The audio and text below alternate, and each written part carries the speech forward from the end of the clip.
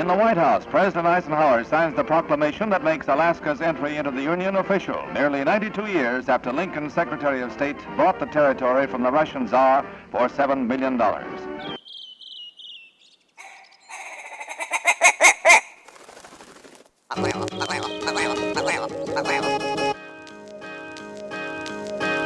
Alaska Wild Project podcast is brought to you by the following sponsors. The Bait Shack, located on Ship Creek upstream of the bridge. Can't miss the bright red shack. They are the go-to fishing gear rental and guide service on Ship Creek. Tight lines and fish on. Come hook into the action with them. Hit them up at thebaitshackak.com. Lawn Pro AK, your year-round professional property maintenance company, providing services such as weekly lawn maintenance, driveway sweeping, snow and ice management, and tons more. Get your free estimate today at lawnproak.com. Anchortown Dogs, located at 4th Avenue across from the old 4th Avenue Theater. Look for the blue and gold umbrella. From reindeer dogs to bomb euros, they've got you covered. Anchortown Dogs, your local gourmet hot dog and sausage cart. Menegato's Accounting, locally owned and operated advisory and tax accounting solutions. Passion, experience, diligence. Learn more at menegatosaccounting.com. Double Shovel Cider Company, located off Arctic and 58th. Handcrafted Alaskan-made cider. They also have a tap room downtown on the corner of 5th and E. Check them out at doubleshovelcider.com. Serrano's Mexican Grill, 2 locations, one on Tudor, one on Northern Lights. The Northern Lights location has their new tequila bar. Check it out. Also see their daily specials at serranosmexicangrill.com. AKO Farms, located in Sitka, Alaska, built from the ground up with concentrates as their single motivation. Find their products such as their sugar wax, full spectrum diamond sauce carts, and more at the Treehouse AK and other dispensaries around the state. Ask your local bud tender about AKO. TheTreehouseAK.com, located at 341 Boniface Parkway, your all-in-one cannabis and CBD store. Ask the bud tender what the strain of the day is to get your 10% off. The Treehouse, where the culture lives. Marijuana has intoxicating effects and may be habit-forming and addictive. Marijuana impairs concentration, coordination, and judgment. Do not operate a vehicle or machinery under the influence. There are health risks associated with consumption of marijuana. For the use of only by adults 21 and older. Keep out of the reach of children, and marijuana should not be used by women who are pregnant or breastfeeding. Tailored Restoration 24-hour emergency home services, helping Alaskans restore their dreams since 1972. Services include fire, water, mold, post-emergency cleaning, repair, and remodeling. Give them a call in Anchorage, Eagle River, Matsu, or Fairbanks. Hit them up at tailoredrestorationalaska.com.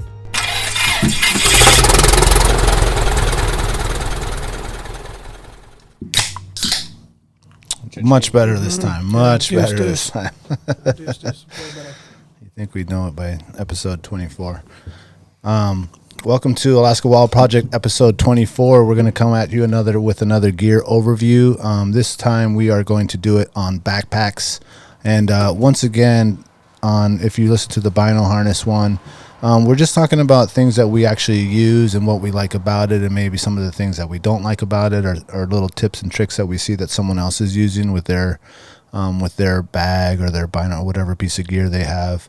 I think the main takeaway on the last bino harness one was attaching the Inreach to that bino harness, so it's always on you. Because even if you take that backpack off and you're making a stock or something, it's just right there and it's easy accessible. And Jake is back again with us. Thanks for coming again, Jake. Yeah, I mean, I was going to mention it in the past episode, but attaching that Inreach has more than just the SOS factor to, like, your little kit on your chest. I've dropped my rangefinder before, and I've had to backtrack to that rangefinder. And also, when I make a shot on an animal, I mark where I shot the animal, and I also mark where the animal was. Okay. So if I'm following a blood trail and I have to come back to that original spot and, like, restart, then I have that. So, like, there's a lot that comes to that GPS and that SOS that you want on your body. You want it close to you. So I would definitely recommend having it close to your body. That's good. With you step by step. Yeah, and speaking on and we're gonna do a whole thing on communications and Inreach and satellite phones and spots and all that stuff. But I noticed Jackie the other day when I was going on the hunt. We were supposed to link up with that. Mm-hmm. I went to look at my Inreach, the map, and like there was no map. It was just like the white. It showed me, it tracked me, but it didn't show the actual features. It was just like, I don't know if I need to update. You have to update that periodically, or if it just like never uploaded the map, or it lost the upload of the map. You might need a software update or any of the new updates to the GPS. And then also, like, that's all based off of their signal, right? So you gotta have to let that load up. Yeah. So okay. It's kind of like a message, receiving a message. Like, it also receives, like, the map info? Info, yeah. Oh, so typically when you open that up to the map, it's not just like boom right there. No. It has to, you have to wait for the image of it to open up. It'll show you right away, and it'll show your waypoints and your tracks and stuff. Yeah. But it didn't show, it just showed like that beige screen. Was it right when you opened it and turned on it? Yeah. Yeah, you got to wait that 5 or 10 minutes. Okay, so 5 or 10 minutes, because I was messing with it, and I was like, oh, what's wrong with this thing? All right. If you send a message, it can be like 10 minutes. I know the message takes a long time, but the map, I figured it was already preloaded in there. But I guess that exact area where it's pinpointing you isn't it? Takes a while to upload it. Yeah, that's right. The other you might be able to download it. Yeah, you might be able to download the areas. Yep. You can put different maps on. Yeah. Okay. Yeah. I haven't done that. Mine loads, but I'll turn it on and then just put it away, like at the top of my backpack or on my chest, and then it'll get the data. And then when I start, I always use EarthMate on my phone, which is the Bluetooth to it. And then I'll open that up, and by the time I open that up, it's been more than 5 or 10 minutes, and they track each other. And I think EarthMate has more stuff automatically loaded. Yeah, I would. I think so, you know, that's a great tool. Itself. I would use that for like if you were in a survival situation, you had to get it out and like stuff like that. But go to like Onyx Hunt or something like that. Yeah, and just get their subscription. I know it's a little bit more money, but you can download their maps, and it's like, it's a lot better stuff. Yeah, way better. No, it's definitely good. But I was just like, when I pulled it up, but no, it had been on for a while because I had it on. It's actually still on right now. Now that I think about it, it's still tracking. You've hiked a lot of miles. Yeah, it's still tracking. I turned mine off on the way here. You've been hiked 500 miles. Yeah, but for some reason it didn't show like the area. I couldn't see the river. I couldn't see anything. I was like, well, this is useless. Yeah. But then I think it needs to update, or it needs to be downloaded again, or I must have lost it or something. I don't know. I got to mess with it before What's crazy about that whole loading thing is, so I've Inreach to Inreach people before, Jake, and then also my dad. And we had a situation last year where at Moose Camp where if I didn't have the Inreach, I would have been hiking 10 miles in the dark. And when I Inreached over to the other Inreach to let them know this is the part I needed for this to fix our a wheeler, I didn't get a response back for a long time, and so I had sent some other ones. And when they did get it and got over there, the timestamp was so weird. It had like sent it to them, but then when they sent it to me, I didn't receive it for a long time, and they had already received some extra messages that I had sent after the timestamp I sent mine. So they didn't line up. And so anyway, the reason I bring this up is because it was super confusing, and there could be a situation where you're interpreting their response literally like in a timestamp situation, like our text phones, would they come in order. But if they come out of order, then when he said yes to something, he could have been saying yes to a different question. So just being aware that can happen. And there's no way to tell until you match both timestamps up on when they sent and received from both phones later. So there is a way to check at the moment that you're looking at your Inreach. I could show you sometime, but there's next to the sharing or the tracking is a checking for that sort of thing. So it will check on that timestamp that you're looking at it now. When they received it shows me when they received my message. No, you'll receive their message because it only does it like every 30 minutes. Right. That it looks for their messages or sends. I have mine set up at 10 minutes, but But so there is that way around that. Where you can that makes sense then. Yeah. That it won't check for messages to whatever you set it for. Yeah. Right. I think mine was like 35 minutes. And I was like, well, why am I not receiving Jesse's message from this deer hunt that I went on last weekend? Right. And I was just searching around. Should have known this well before I went out doing anything. And I clicked the checking, and that makes a lot of sense. It Lined came it in up. immediately. Really? Yeah. Okay. Yeah. So That's it good would to be know. So important check to the know check-in. Yeah. Yeah. If you're trying to stay in constant connection with someone, I would do that all the time. I don't think it costs you anymore. To check for To messages. check for yeah. messages, Yeah. so. Sure. You Is can that hit the check and same- it'll just like do its thing and check, but then you can also set it to check every 10 minutes. Right. Yeah. Can you do it immediately? I wonder how quick you could really do it. Yeah. I don't know. I thought it was checking for the new messages immediately. No, it makes sense though that it's saving battery and only Yeah. checking every 30 minutes or whatever you set it for. Okay. Right. So like, Same with tracking where you could set it for 10 minutes or Yeah. 30 minutes or whatever. Okay. I think that's Okay. where most of that power draw comes from is Okay. your checking for messages or sending messages Right. or Okay. checking weather. sometimes that sucker really drains.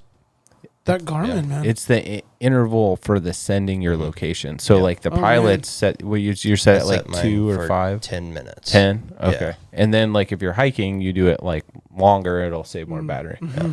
But also mine's plugged in the straight power in the Right. plane. oh, yeah. right. It's 100% all the way. Which isn't following my on your body rule, but it is within hands reach. So, but I think it's probably smarter to have power on it all the time, not be flying and all of a sudden that thing's dead, and Yeah. you know your friends think You can move a long ways in 10 minutes, though. you can. Yeah. But that's a good thing too, though. Like if I'm moving, I'm moving fast yeah. in the plane. So 10 minutes, if I stop in one spot, you're like, okay, well, like, okay, he could have landed there. You know, an hour Yeah. later, like, okay, what's he doing? What was his mission? Yeah. You know, Right.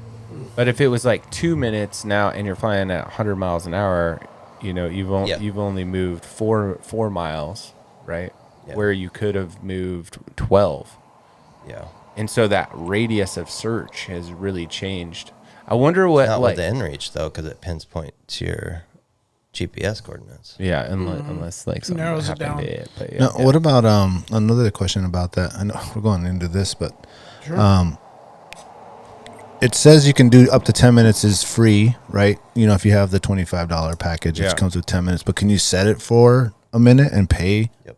whatever? Like you can set that to whatever minute you want. I don't think that adds to your subscription, does it? I'm not sure how that Interval. works. I do know that what is that like the private pilot alliance that goes out and like searches for people? Like if someone went down, like a bunch of private pilots will go help. Like Oh. an associated group. Life. Oh, I know. who you're, Man, because these are the guys that told me to tell you to get a Super Cub helmet, like years ago. I know who you're talking about. Yeah. Let's continue the conversation. We'll come up with their name Yeah. later. Anyway, so this group, one of the pilots is a buddy of mine, and I believe he was talking about having his set at 2 minutes for that like radius. Because if like something happened and the Inreach died, or you know it broke somehow, and they didn't, you know, or maybe they didn't look for you early enough, but you would still see where it went. He has his set to like that minimal amount of time, but it's also because he's a part of this like it's not rescue, but this group that goes out and helps Some find air people. patrol or something. Yeah, like that. Civil Air Patrol. Civil Air Patrol. Yeah. Sweet. Yeah. Well, that That's goes cool. I into didn't know they were out like, there. you know, playing with these tools, you know, before you go out there and actually need to Right. use the tool. Yeah. Because one thing that we learned when we first got them was you can't text from Inreach to Inreach unless you know that person's Inreach Email. email. Yep. Exactly. So Yeah. we're like, why isn't he getting the message? Right. You know what I'm saying? And not anyone can text you unless you text them first. Right. You know, unless they're texting your Inreach email. Yeah. Right. So Yep. little things Good like point. that you figure out, hopefully not at the wrong time. Yep. Totally. Quick YouTube tutorial would probably give you all that information. Yeah. 100%. Yep. Yeah. Kind of just throw it on there and get out there and give it a shot and stumble around and figure it out. Well, usually people use Thanks, it Carlo. as just the SOS device, right? Yeah. Yeah, just for Totally. that. We're like trying to stalk animals with them. You know? Yeah. Oh, he's still like in the same spot. Oh no. Oh, thanks, dude. I forgot to check this message. He's already spooked. You know, like 3 hours ago. Thanks for making me climb up this hill, Jack. Yeah. Okay, so there's the Inreach satellite subscription plans. Maybe mark that down on the timer too. Yeah. So we have the recreation is the one I think I pay for. It's $25 a month. I think that's the one that most people have. Yeah, that's the one I got. And then it says the 10 minutes plus tracking intervals. And then unlimited tracking points, location points. So you see as you go down, if you get the extreme, it's 2 minutes tracking. But I don't know if you could just pay for it. Like if you had to turn it on for, So an you can hour. change it. You can change that. And they'll just charge you. Yeah. You can change it like on a daily basis of what plan you Wow. want. Yep. So that's also nice too. So if you're hunting August, September, October, like you could change your plan and then have all that. Yeah. And then go back to the lightest plan or whatever. Or you could just shut it off if you're not using it. Yeah. Well, I don't think they even had that $12 plan. Oh, then you're paying for the you only get 10 messages. But Yeah. it counts the messages in and out. Yeah, I Like the don't people that are remember texting you count too. The other thing about the messages is that most people don't know. I think it's 3 that you can go online and write. So you're like, I'm okay. Meet me back at camp or whatever those 3 are going to be. And then when you go in and edit those and then you send those, they're free. Yeah, like the one you're sending back to your family or something, saying I'm safe, I'm good, I'm back at camp. Yeah. Could be like Or- an automated message type. Yeah, and Yeah. so those don't count towards the 40. Yeah. So a way around that, that will the other person will receive more information is set a marker, a waypoint for yourself, as like a bag or camp or like shot or whatever, so that person knows like a sequence of your waypoints. Yeah. And it's not a message sent out. I mean, it's, Right. what, There that comes on the tracking. that comes on the tracking, and they know like you're on the move or you've done this or whatever. So on the Yeah, tracking, you can see the waypoints too and what Yep. they Yep. titled it. Yep. Yep. Yeah, because last year when I was out caribou hunting alone, I put a shot, Yeah. and you texted me like, I don't know, 30 minutes after that. Yeah. So did you shot one? Yeah, Was there yeah, a yeah. caribou down Yeah, or you whatever? did. And Yeah. Well, that's So because you that- probably had a 30-minute think I interval was like- text too. yeah. I So think, I think it was like, it's a double shovel, right? yeah, or something like that. So We need a double there's shovel. a little trick to communication. Yeah, that's pretty smart. At least the one at Yeah. camp. So then Yeah. they're like, oh, he's back at camp. He's Yeah. good. Yeah. Or back at the plane or, Yeah. boat or whatever it is. Yeah. That's pretty smart. That's Yeah, I pretty- like that It's one. an easy way to get around. And then you share it with a bunch of people, right? So Yeah. you don't have to send out 10 messages or 5 messages. Can you share it to another Inreach? You're tracking? Yeah. I believe you can. I don't see why you would. Yeah, I think So if like we're out on the sheep hunt and we're both out of service and you're going to go this way and I'm going to go that way, could you track? you can share your position. I don't think you can like Share tracking, like breadcrumb trail. Yeah, because if you share the tracking, you have to use the web, and you don't have access to the web. But you can definitely share like your. You mean the person position. receiving it? Yeah, and then you can also like do the like point thing where Yeah, talk about that. we used it last year, but you can go into your settings and I forget the variables. I'll have to refresh myself before the podcast, but you can point over and then basically mark that spot. So I think you have to say how far it was, but maybe you don't. Anyway, you point it over and then you set a waypoint out there based on where you're pointing your So like, let's antenna say you're going to feature. try to cross this river and you want to cross it and get to that point right there. Yeah, and then you can then go set a route to there. So like if you know it's over there, but then you have to take this crazy other route to get there, then after you get to a point, you could start right away actually. But after you get to a point you want to actually start following a route on your GPS, then you just go into your GPS and follow that route, Make a route to that point Got it. that you set. And then you can get like pretty close. We got within like I want to say like 100 yards, 200 yards, maybe 100, right in that range. And we're probably I feel like about 2 miles away. So was as a a good ways. example, like there's this huge swamp or something and this thing a moose and it ran that way, but you saw where it went, but you got to go around this entire thing. You could point it over there and know somewhat when you're close to it. Yeah. Yeah. And I think the closer that spot is, the closer you're going to get to it. Wow, that's cool. Yeah. Next time we talk about this, I'll have a refresher because it'll probably be after moose camp, and we're going to use it at moose camp for sure. So. Yeah. I wonder what the distance is. Yeah, I mean, this one was a long ways. Like miles? I think it was about 2 miles. It was a long ways. It was across this huge valley. Wow. So I'm not sure how close he got. It was my dad who got to the spot. He did everything. Yeah. So I watched him, and he got damn close to it. That's really cool. That's impressive. Yeah, that's really cool. I mean, then to just navigate through the brush that's a challenge in itself. It's like, oh, take this way or go this. I mean, then you got to actually do it. Yeah, or if you get into a really forested area and you're turned around in there too. Oh man, which happens all the time. Like it's so easy to get turned around. Yeah, twisted up. Yeah. Well, let's proceed. We're going to proceed with the overview of backpacks. The first backpack we're going to start is the backpack that Jack's been using for the last few years. It is the... Yeah, so I have a Kuiu Icon Pro 7200 with a carbon frame.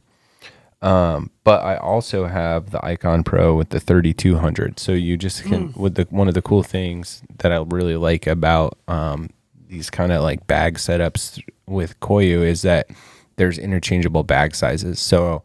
I actually got that Icon Pro 3200 from Daniel years ago.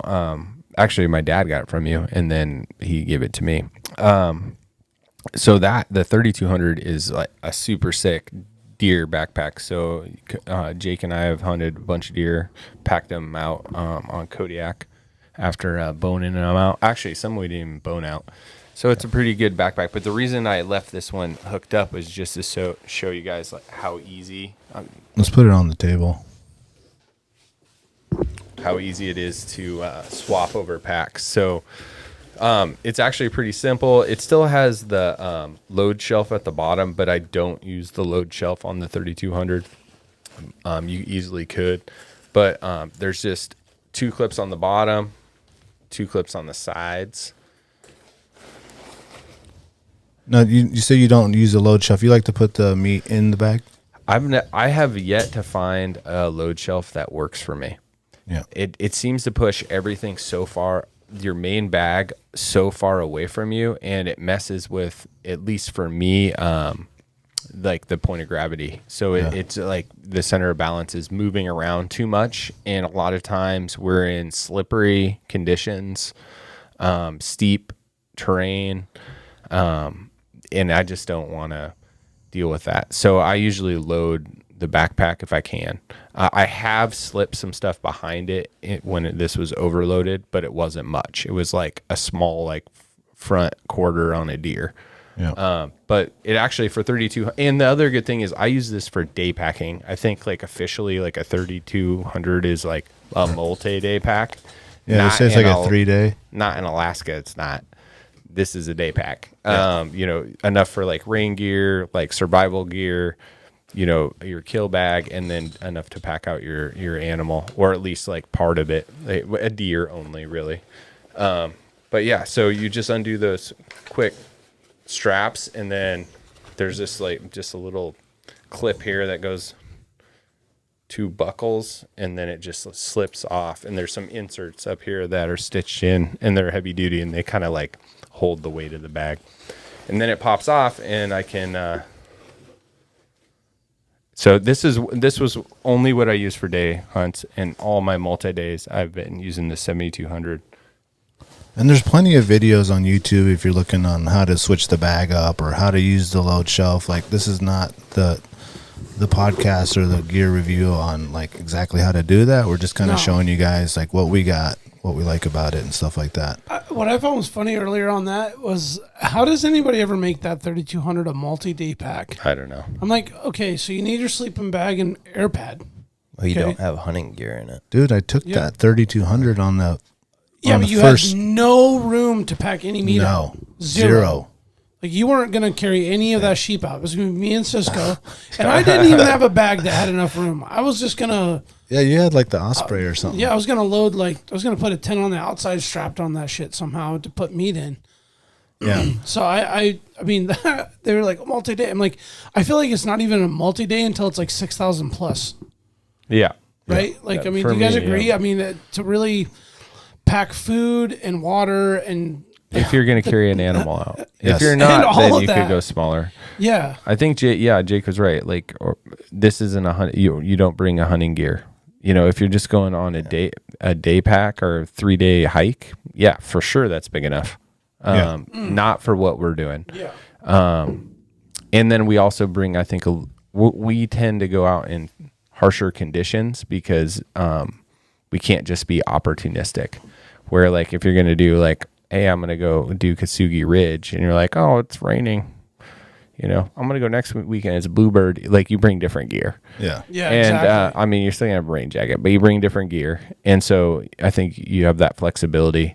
So my story on hunting with backpacks is I started sheep hunting at 11 and was used hard frame backpacks. They were good. They're stable. I was 11 years old, so I wasn't like carrying a lot of weight.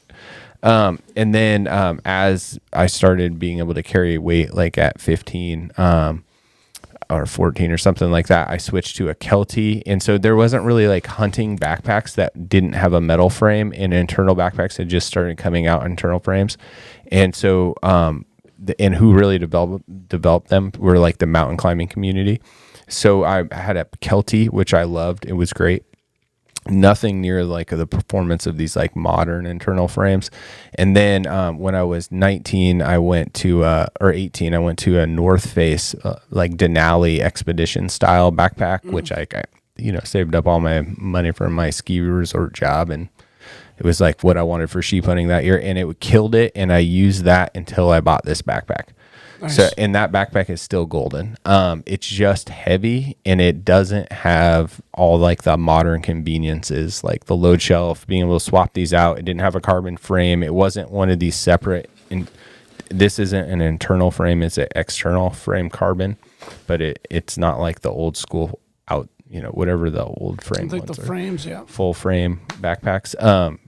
Anyway, so I switched to this one. I really liked it with the flexibility like we talked about. The load shelf is a good idea. I've packed out 2 sheep in this backpack, packed out mountain goat, countless other animals. Some mountain caribou hunts. I've totally got away from trying to use the load shelf. It definitely works in terms of putting the meat in. I just don't like how it carries that way. So I usually, what I'll do is inside this backpack. The reason I went with Kuiu at the time was because the competitors didn't have a lot of pockets, and I'm a huge fan of external pockets for like spotting scopes and stuff like that. And this particular backpack has really good side pockets, and it has water bottle holders on both sides. So one of them I can put my rifle butt in, and then there's good straps on the sides to hold the rifle next to me. So I've never gone fancy and bought a separate rifle carrier. I've always just used the natural features of the backpack. So I really like that. But for meat, what was really cool, you open the front, it opens wide open. You can see the whole backpack. And then there's these straps internal that are against the frame. And I can put the meat in small game bags and then spread the meat out evenly from my like high low back, if that makes sense. So like a little bit above my low back, below my mid back, and then all the way up along my spine to keep the center of gravity where I want it. That's where it's most comfortable to me. And then I can pack everything else around it, but the meat is solid with these straps, and it's not wobbly. But with having one of these backpacks that have the flexibility of removing the backpack so easy, the bag so easy, is that there is a little bit of wobble, and that can be really, really uncomfortable when you're on very steep things, or there's a place with a lot of features like you see in the Sound, where you're constantly getting cliffed out and you're having to like 3 points of contact stuff. You just don't want a bag that's swaying, even if it's just like a quarter of an inch. And So I've had a real hard time dialing that in. There's a lot of walk a little bit, and then kind of like a really good solid pair of mountaineering boots. Like you always walk 5 minutes and then retighten them. And so with this backpack, I found I have much greater success is if I load it up, get it tight, walk, and then find those spots that need a little bit more, tightening up, tension, to eliminate that wobble. And I've been able to do that. I mean, we've come out from some nasty stuff in really nasty conditions with this bag. But those are like the main things for me, are just the flexibility and then all the pockets. Yeah, I will say I had the same backpack for years, and same pulled out multiple sheep on backpacks and other caribou and stuff like that. And I really, really love the pocketing in the Kuiu, and their outside pockets are like have enough depth where you can really fit some stuff in there. As when we get to the backpack I have, it's just a little more tight. It like that just has it's just a little, you can fit more bulky things on the outside. Yeah, and the pockets on the inside are great, and those straps on the frame where you can pack that meat against your back, like you were saying, your mid back. That's really, really cool feature. But the main draw and why I switched was because of that sway. Yeah. You're up on a mountain and you're side hill in the shale for who knows how long, and you move a little bit and that thing just, that whole weight shifts. And when you're talking about 110 pounds shifting down the mountain, pulls you away. And it's just like, that was just the one thing for me that I didn't like. Yeah. I felt it was dangerous, and I kept having to like do the shoulder shift and move it back over, so it's like leaning towards the mountain, so I'm not gonna fall down this ravine or whatever it was. And now your posture is kind of jacked.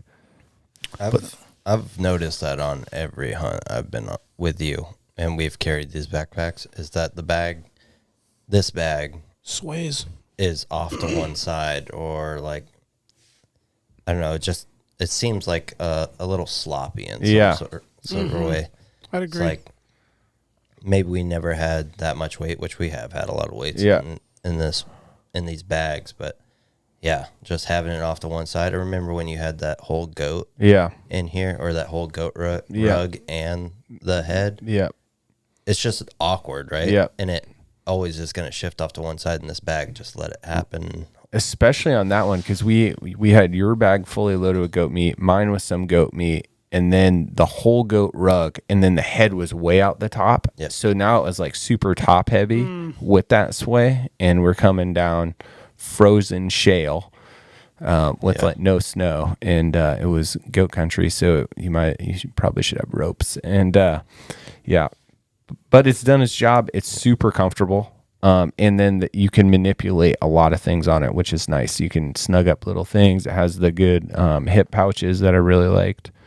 But it's been super solid. All the pockets also have like other little pockets in it. So it's like, this top one, I want to get my water pills. And so I know exactly where to go for them. I know exactly where to go for my first aid kit. I don't have to open my backpack to get my spotting scope. It comes with, or I bought this rain fly that goes on it, and it was solid. And I can just move it to the side to grab my spotting scope out instead of getting my whole bag wet. Opening it up, you don't have to do the bag within a bag and a bunch of bags in there, because each pocket is like set, and you get used to what you're going to put in there. And another cool feature that I'd really like about the Kuiu is you're able to put your water, your platypus in that side pouch. Whereas like you'll have the rifle on one side. And then the water on the other side to kind of keep it balanced. And it has that tube that runs through the side. Whereas with some of the others, like the Stone Glacier, which we'll get to, you have to put it in the back, which takes up room. Especially if you got 3 liters in there and you're going to be going up and staying up in the mountain for multiple nights. So you're packing that water up there in case or whatever. It just takes up room in there, whereas the side one just carries that water really, really nice. So I don't believe in platypuses. I think they come with like this nasty rubber taste. So There's no doubt about that. I carry a ton of nalgene bottles, 3. Wait, what do you guys think about these platypuses? I really like the platypus. I like to be hands-free. Because I use a lot of these side things for other things, the little hip pouch and stuff like that. I like it just so I don't have to pull out a water bottle, Yeah. do that whole thing. And I'm hiking with sticks, because my knees and stuff like that. So I just like that platypus, and I can sip on that. I'm not like, pounding the water and putting it back. It just, to me, it's convenient. Yeah. The only thing is it does take up that space in the pack, whereas the water bottle is, handy on the outside. It's not that bad. I mean, when it's fully bulged, it can be cumbersome, but once you pound a liter of water in 45 minutes of your initial part of your hike, it's like, okay, now it's squeezing down. And so what I use sorry to interrupt, but the platypus I use for my drinking water, and I'll bring the water bottle to bring extra water for cooking. Oh, okay. Yeah. So I think maybe another view on why I don't like the platypus is, and I think the first time you and I really hunted hard together, Jake, years ago, you had like mentioned something about it, but every stream I go to, I always drink a full nalgene. And so, because I have a water bottle and I don't want to carry it half full because I don't know when my next water will be or whatever. So whenever we stop to get water or I see a stream, it makes me not only drink water, but drink a ton of it. And I like that like kind of like structure that I've added naturally to my experience. Yeah. It would be hard for me to chug a whole liter of water and then like strap up and go walk. Like it's too much fluid like in my gut.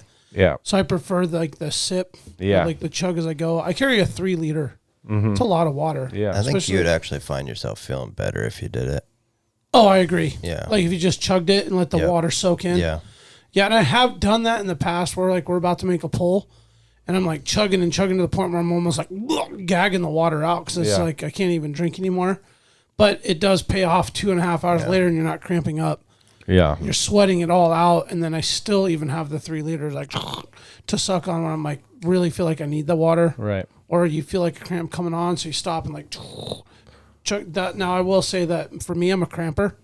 Like I don't care how hydrated I get. For some reason, my muscles cramp up. I don't do electrolytes. I don't do anything extra. I just drink water. I don't like the sugar and all the other stuff to that.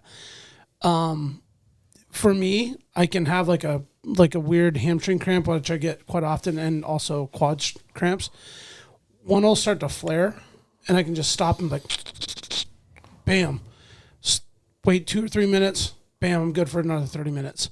So like at the end, or if I get in a weird spot, I just personally have some cramping things that happen, or they've started to get worse since I've gotten older, I guess. But but I'm a firm believer in that bladder hose water right there, because you can still carry the little nalgene on the side to stop, dip in the creek, chug.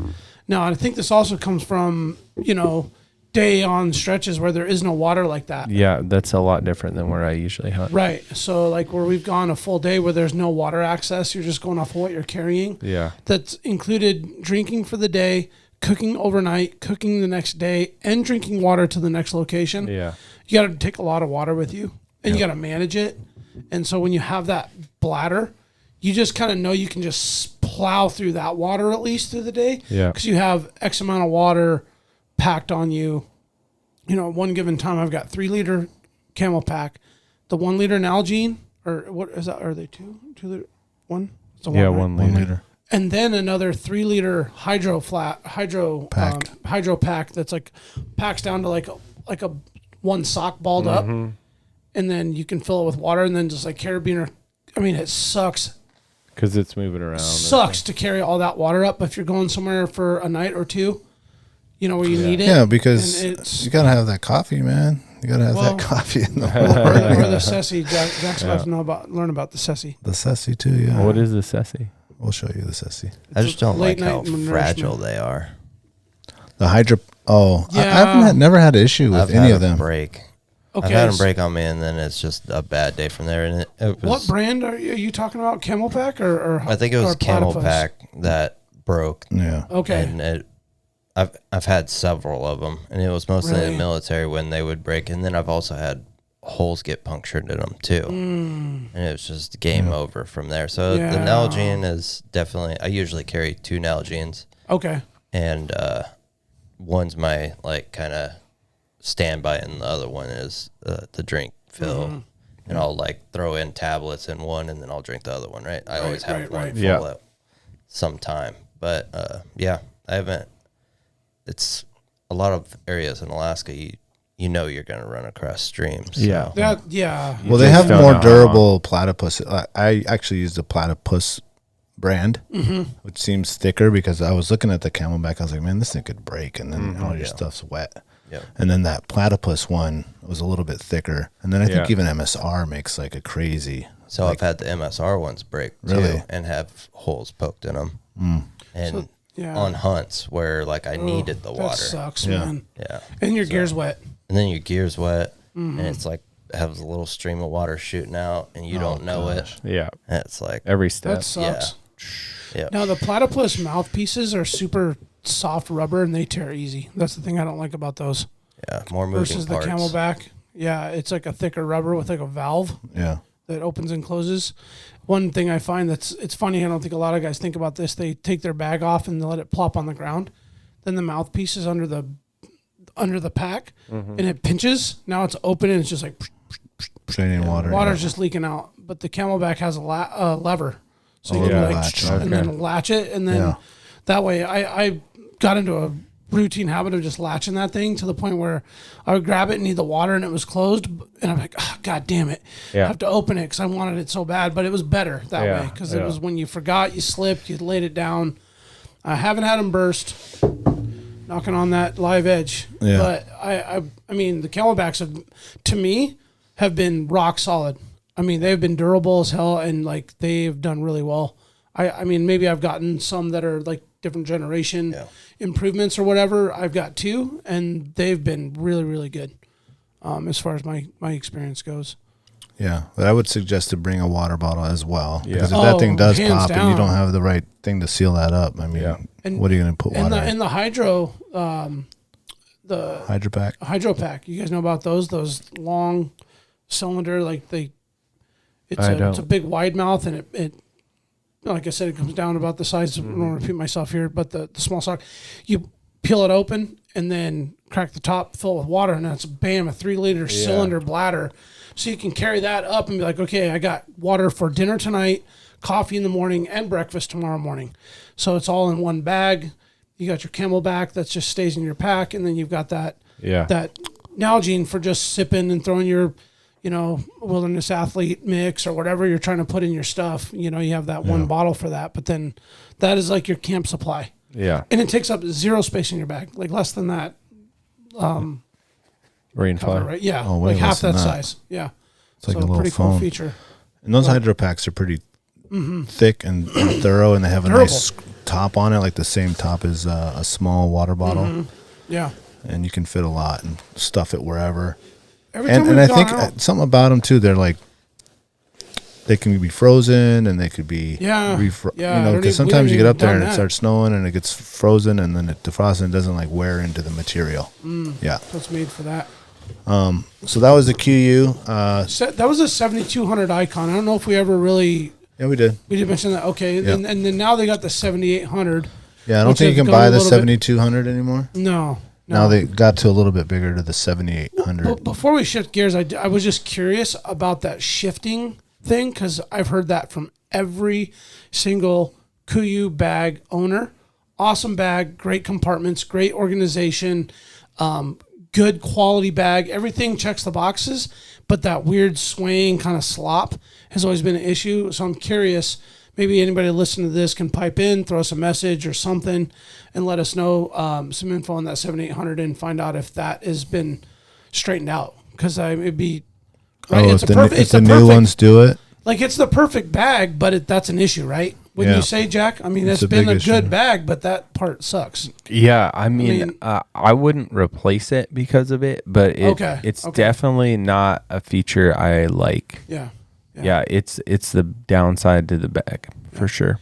And then so Jake plops this badass bag on the table, and it still has some fur and some hair on. Is that the dog? Is that Olaf? That's dog. That's Olaf. Olaf. No, we'll just say that's animal fur. That may be a lot cooler, but I just the dog is an animal. that's true. There's some blood. There's some bison blood on here. Well, Jake, what'd you plop on the table there? That thing looks pretty sweet. So this is a Kifaru Fulcrum, and I think it's 2800 to 6800 is what it is. You might be able to find it on the website. I'm pulling it up here.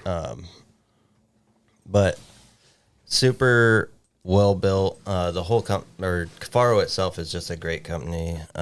They build really rugged, tough stuff. This is the Cordura. It's pretty lightweight. It's not super heavy, and it just for this pack itself, I think it was one of their original packs that they came up with.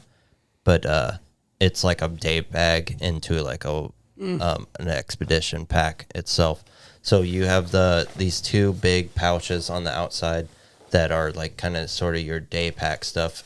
They open all the way up so you could put, your big puffy jackets in here, possible pouches, your game bags, whatever. You can make it rigid or soft. So that's cool. You can pull this out if you want it rigid or soft. I use it for a day pack in this configuration where all my stuff that I need to get to quickly is in these two pouches. And then say my my food and stuff is inside where I might only grab it once a day or whatever, where I'm sitting down and just chilling out. But other than that, this is your day bag configuration. They also offer these pouches that, anything that you need to get to quickly, like GPSs or rangefinders, whatever is going to go in these pouches. Would that be these bags like this right here? Yep, exactly. Okay. Those are big pouches for the hip. So they offer Really cool. they offer small, medium, and large, and then Oh, they wow. have the Nalgene pouches as well. They have so as I open it up,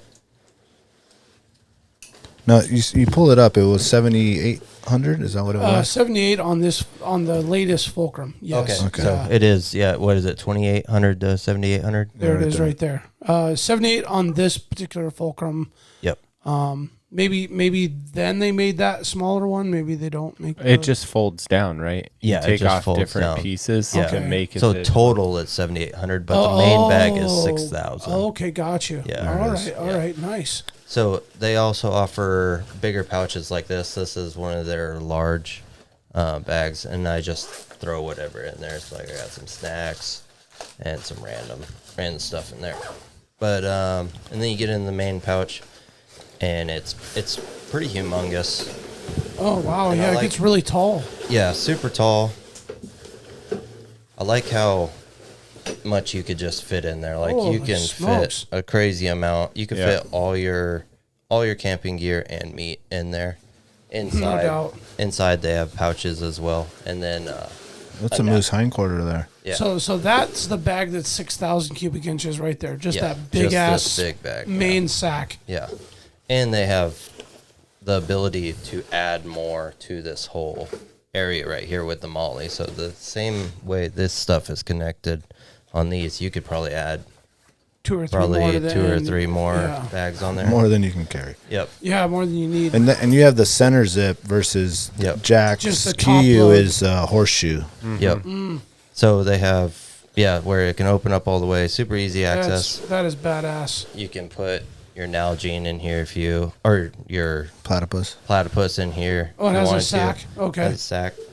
Another very cool thing to this bag is that on the inside of these outside pouches, they have the same thing. Oh, cool. Where you can put your spotting scope or Oh wow. There we go. anything else, like your It's like a stretchy. tripod. Yeah, it's just Sure. super stretchy.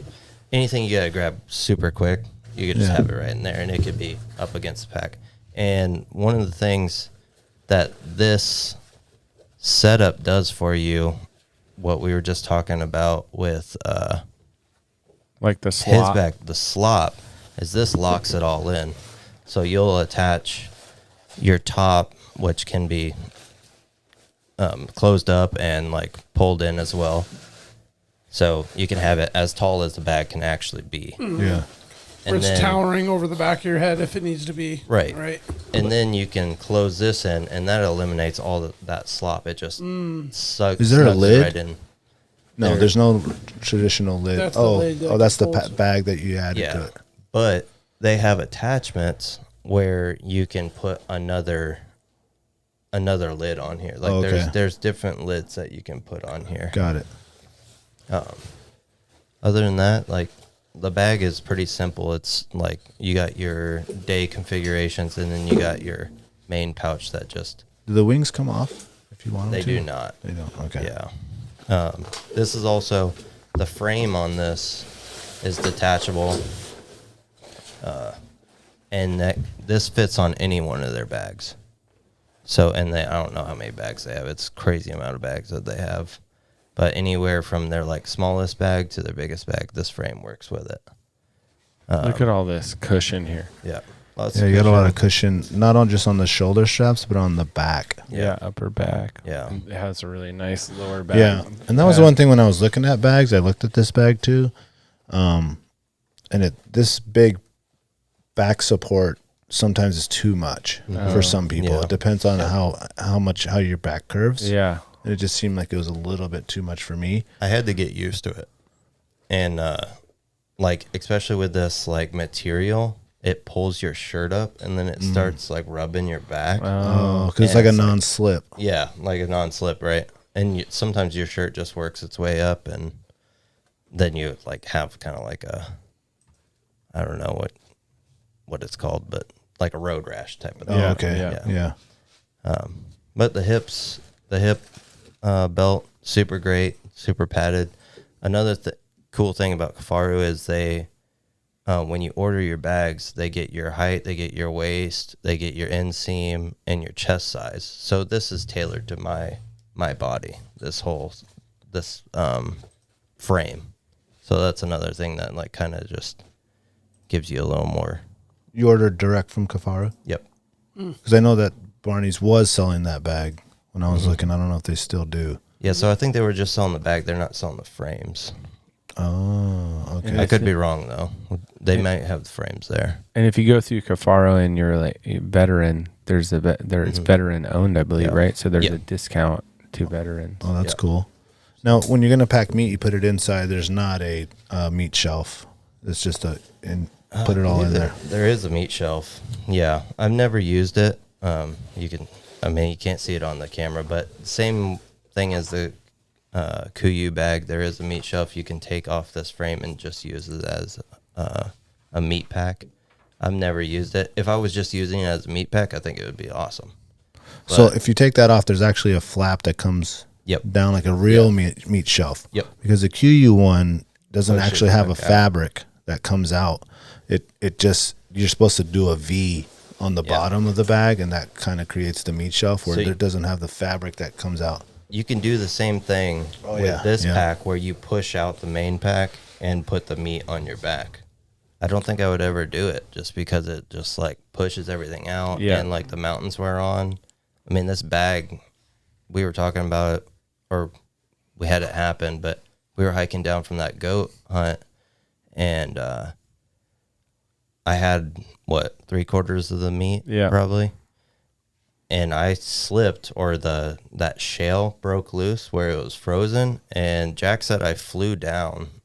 It was so steep that I flew down, a couple inches off the ground, and I just kept on sailing down. Yeah. And finally, when I grabbed the bag, it tore a little bit down here, as you could see. Yeah. But try to slow you down a little bit. Yeah, it was stopped straight me. up and down, and he barely slipped. I mean, it was like the shale that we're on when it's just lightly frozen like that is like walking on an ice cube, and one of those shales gives out, you're gone. So he came up, and I mean, he was inches away from the ground, but just flying down the mountain, uncontrolled, and then just hit, I don't know, 30 feet down. Yeah. It was a long ways. So just the mountains that we're on, I don't think pushing the weight outwards is a good idea. No. So it's just not what I would do. But if I'm using it for a moose quarter, hell yeah, I take the bag off and then like bring it back, a moose quarter back to camp. Yeah. Yep. I've also never tried it. Maybe try it one day with a deer or something. Mm-hmm. That bag seems to has a lot of attachment points where you can add a lot of pockets, whereas the Kuiu one already comes with a lot of the pockets integrated. Yep. But this is like made to configure what's best for you with the Very different like size. modular. Yeah. Isn't that Kifaru's niche? Is that accessory add-on, personalization, customization type? Like they have so many really cool, innovative designs that I feel like they just angle toward like individually customizing this bag to whoever you are, whatever you do in your application. Yeah. Or multiple things. I think so. I mean, they definitely tackle the military. That's where a lot of this comes making from, military right? happy. Yeah. Yeah. It's definitely the testing is a lot. I think a lot of guys that were either prior military or in the military. But yeah, it's just like, right, like you said, it's just modular. Yeah.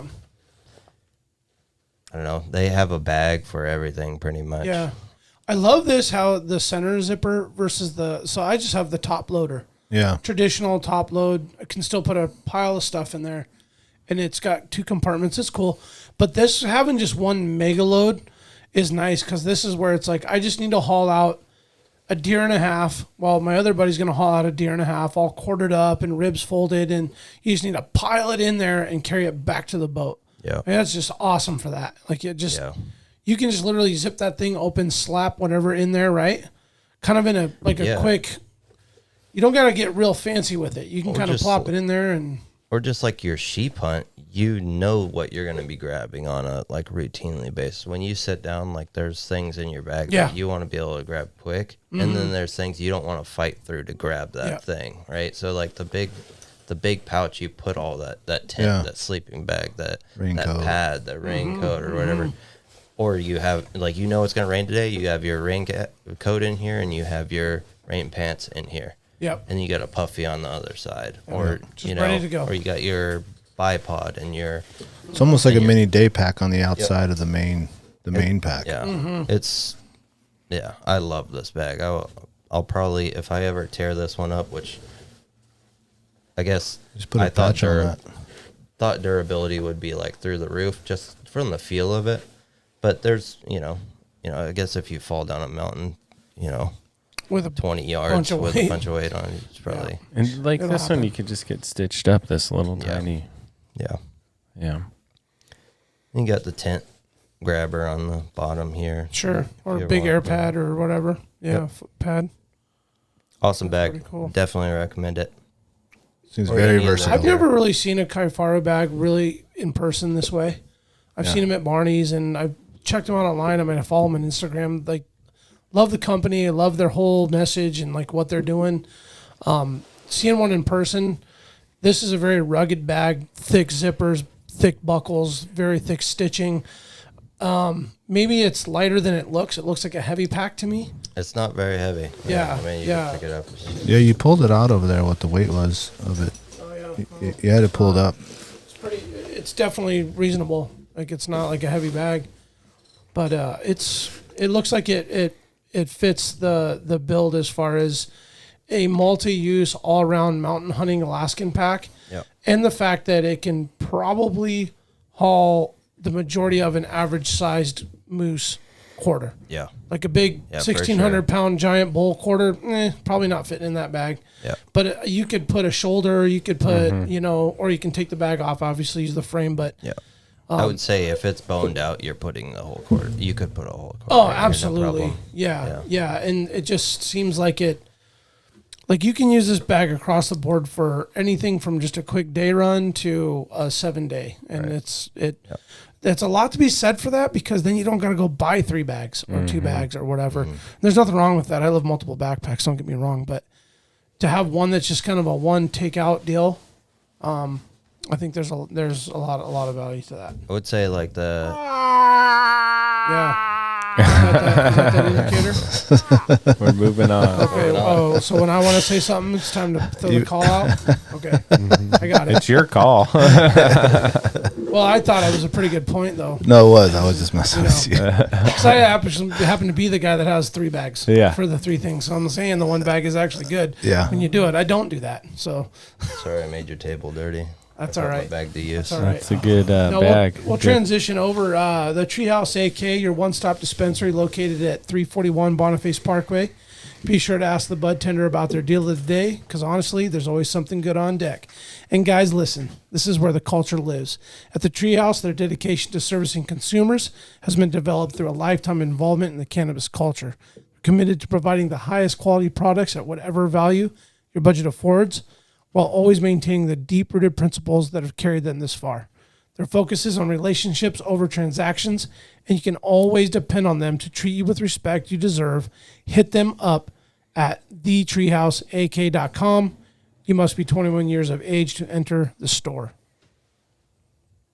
Tailored Restoration, 24-hour emergency home services, helping Alaskans restore their dreams since 1972. Services include fire, water, mold, post-emergency cleaning, repair, and remodeling.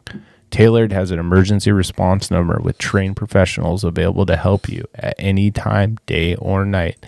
These guys are legit. Give them a call in Anchorage, Eagle River, Matsu, Fairbanks, or hit them up at tailoredrestorationalaska.com.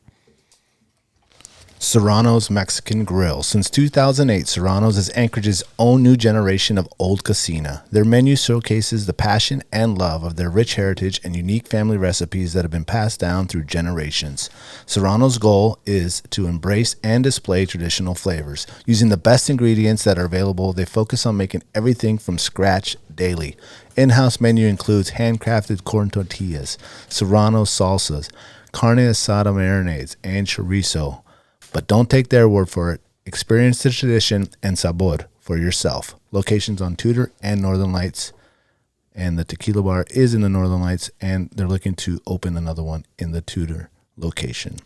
Serrano'sMexicanGrill.com. Who's up next? We're going to transition into my bag here. Let me pull it out here. So before I used to have the Kuiu one that the 7200, and the sway thing was the deal with me that after a couple of times I was done with that swaying. And what happens is the reason for the sway, I actually looked into it, is that frame comes into like a rounded edge on the bottom, and it sits in the bottom of that bag, and so it's meant to do it on purpose for like when you're walking on flat stuff. But like I said, if you get into that steep terrain and stuff like that, it's just terrible. When I first got the Stone Glacier, this one here is, can you pull it up real quick, Brandon? Mm-hmm. This is the bigger one. This is the Sky Talus 7900. I did have the one that's below this. I want to say it's 6900. That was the Sky Talus. This one's the Sky Guide. Okay, the Sky Talus, I believe, is the one that's 6900. It's 1,000 square cubic inches less, and I just felt I needed a little bit more space. And what I really liked about this one is definitely you can see how small it is, so you can use it as a day pack if you're just going to go deer hunting or something like that for the day. But this thing can blow up super big. And one of the main things that I like about this bag too is it has the horseshoe pocket. Let me get this off. It has the horseshoe pocket as well, kind of like the Kuiu one, so you can access stuff just right in the middle right here. But then it also has this center thing that has this pocket in the middle where you could put your spotting scope or something like that right in the center. Or if you don't have the spotting scope, like your rain gear and stuff like that, that's easy accessible, almost like kind of like the wing on the Kifaru, but it's like one big wing that's on the top. And when it's like bulging, can you still open that and get stuff in there, or is it kind of like stretched? When it's fully bulged, it doesn't have as much space as the Kuiu pocket does. That's in their middle one, but it's decent. It's decent enough. So still kind of roll a tripod, or you can definitely get a tripod in there, or rain gear, or stuff like that in that top one, especially when this is really packed up. Yep. You're right, and I like this little pocket. It's supposed to be for like the cam of a bow. Is that what that's for? I've been using it for my little Z seat. Oh, yeah. The little pad thing there. How you sit down, I like to put that in there so it's easy access. Like if you're, and people that don't know what a Z seat you guys need is. to invest in those if you The don't Z have seat's just like a little foam. It's like this square that folds up like an accordion style, and it's waterproof and it's like insulated so that whenever you're sitting down and you're glassing, you're not like sitting and getting your butt wet on something, or if you're like on shell on a Right rock, there, guys. there's a little bit of padding. And it weighs nothing, but man, you end up finding that you use that thing so often, especially if you're like kneeling down with my knees, like on rocks and stuff like that. I'll just sit that thing down and so I can kneel on there pretty easily. And it's just a really cool little addition. It doesn't weigh anything. So moving on to the inside of the bag, this has access to the inside of the bag through the horseshoe. Okay, and it's really just one big bag on the bottom. It has this Z, what's this material? It's like a waterproof material, X-Pack, I think it's called. So the bottom of this bag is waterproof, and the back of this bag, the whole back side is the same X-Pack material. So you're never going to get leakage either going into the bag if you're using the shelf, or if you're going to get leakage coming out of the bag or out of the bottom of the bag, because it has that waterproof material that's on your backside and on the bottom of the bag. So you can see it kind of right here, this like shiny black stuff on the inside. Is it like a membrane, like Gore-Tex, or is It's their own stuff. I don't know exactly. I think it's called X-Pack. The computer kind of messed up, so I couldn't tell you exactly, but I think that's what it's called. So I am a platypus guy, so it doesn't come with a lot of pockets. Like yours has a lot of really cool pockets, where this is just like one main frame, which you can access through this, or you can access through the top like a traditional bag, in which this blows up as well and gets to the top. So you can access stuff from the top, or if you're just trying to get in through something in the middle right here. So they sell, obviously every backpack company sells accessories, and this little bag right here is what I put my platypus in. So it's hanging, it's not like just drooping, like putting a lot of weight on the bottom. It's hanging from the top, and then this platypus thing comes through the middle right here. I do like the water on the side on the Kuiu one. That's really cool, because then it doesn't take up space within the pack. right? So, and then this one has one side pocket that pretty much you can put in your stuff you got to access real quick on the side, whether it's the spotting scope, or whether if you're bringing camera gear, it's your tripod and the camera and stuff like that. So you could have your camera, your tripod, and your spotting scope in the center. And then there's no pocket on the left side, and that's where I put my rifle. And it has really deep pockets on both sides on the bottom where your hip goes, so that you can either put a water bottle on one side, or it'll fit definitely the butt of a rifle. And you can cinch it down as well and make it bigger or smaller. So I think their intent was to make this is a very, very light bag. Yeah. I mean, it weighs nothing. So that's the intent, with less pockets and stuff like that. And then it is an internal frame, but the same deal. You can take it off of here. It has the meat shelf, has the actual fabric on the back. The padding is it doesn't seem that it is as thick as some of the other backpacks, but it's very, very comfortable. I find it to be very, very comfortable. It's easily adjustable. It doesn't dig. I get zero dig anywhere. This part right here, and like I was telling you guys before, I like to use. Obviously has these pockets that are a little bit wide where you could put a bear spray in there. Now, did the backpack come with those? It didn't come with these pouches. So on this side, I'll have like the bear spray, and then depending on what I'm doing, on this side, I will connect my hip holster of my 44 onto this. So Right, it's on the outside of the hip belt. Okay. So it's not digging in me. It's not in the way. It's just kind of attached to the backpack. The one thing I will say that I like also about the Kuiu is this buckle that connects on your waist. The Kuiu bag has like a longer tab right here when you want to loosen the bag. Let's say you get to a spot and you want to just loosen it and get it off real quick. Like this one, you have to like pretty much unbuckle it before you can loosen those straps. There's too much tension on it. Yes. Yeah. Which is nice because it doesn't come loose easily so it stays pretty nice by snug. design, yeah. But I really like the extended tabs on the Kuiu one, so you can easily loosen it. The Kuius have like the reverse thing, right? So that's pulling straight out, where the it comes back.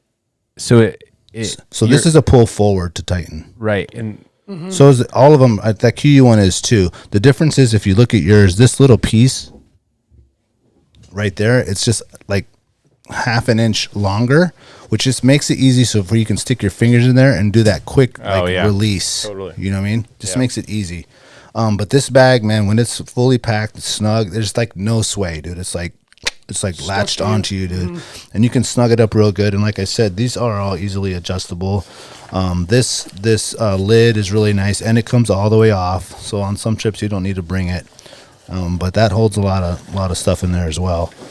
And I mean, this thing can get really, really blown up and really, really big, or really, really small for just like a day. Tight. So it's not like really big, like if you get into those Yukon bags and the Barney's bags. yeah, Those, I mean, it's tough to say that can never be used as a day bag because it's so big. Right. You know, whereas this just has the versatility where I can go on a 3-day deer hunt, or I can go on a 10-day sheep hunt.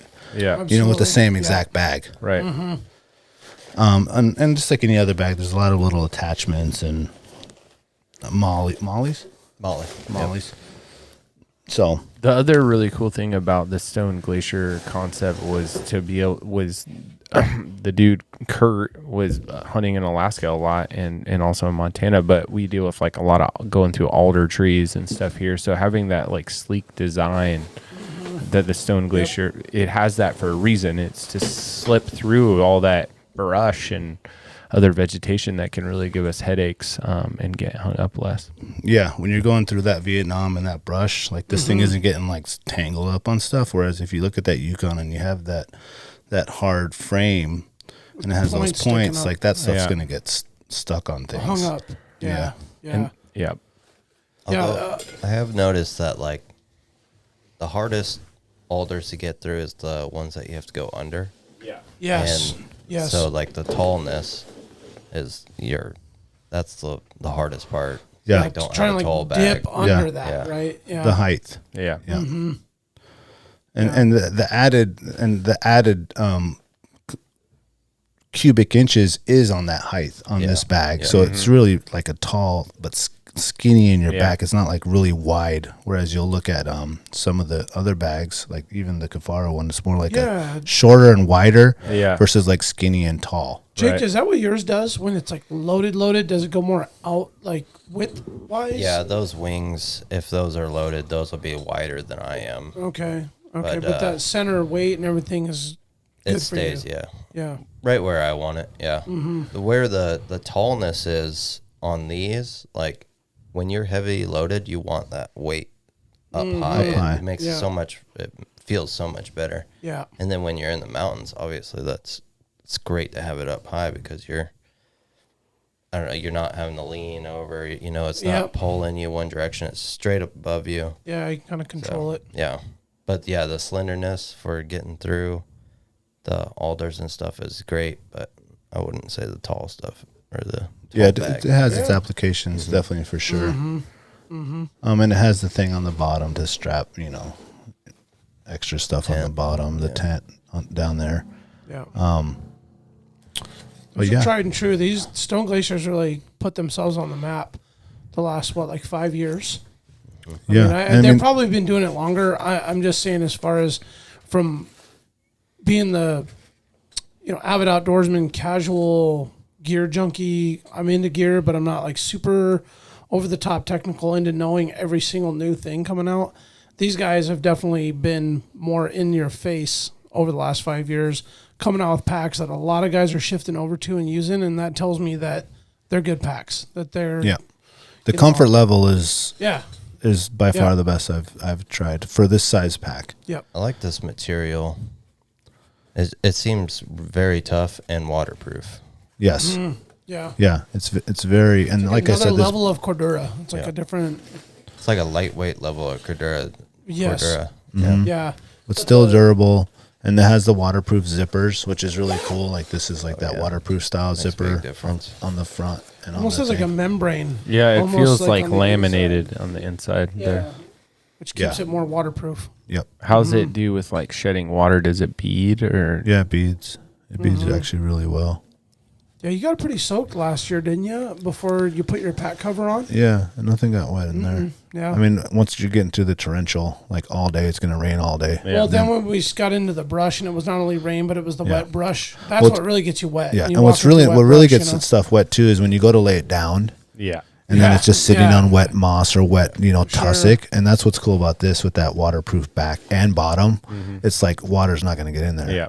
It's just like set. Whereas like I've had it happen with the Kuiu where you're just setting it down. Yeah. And it's maybe moist there, and you're in some water, and it just ends up Just soaks soaks in up there. into Yeah. that corridor, and then that's adding weight Yeah. as well. Where this is not going to Absolutely. allow it to get sucked up in your water. Yeah. It's a pretty simple bag. It's really nice, and they got it at stoneglacier.com, and you can go down also to Barney's and get fitted for them. Yep. And they got a lot of different sizes. And the same deal, like this can come off, and you can use the same frame for some of their smaller day packs. Do they have many accessories? They do. They have a lot of different other pockets. They have like slide out bags. I think pull I have, them up, but we have some technical difficulties. So- yeah, and they have these little bags too that can be used for different things. And I think I have another one that I use mostly for like snacks and stuff like that. That can be hooked on, or kind of like the Kifaru, Snickers. That can be hooked on the outside and stuff like that, just like the Kifaru does. So it's one of those where like if you want to add more than it has, then you buy the accessory little bag to add to it. Whereas like the Kuiu one's already does all the pockets already in Yeah. it. Yeah. That's what's really nice about those is that like individual, like it's like a pantry. You can just like put stuff in the spot. Yeah. But super comfortable. I mean, had this thing fully loaded for 10 days in sheep country and no problem at all. It was great. Yeah.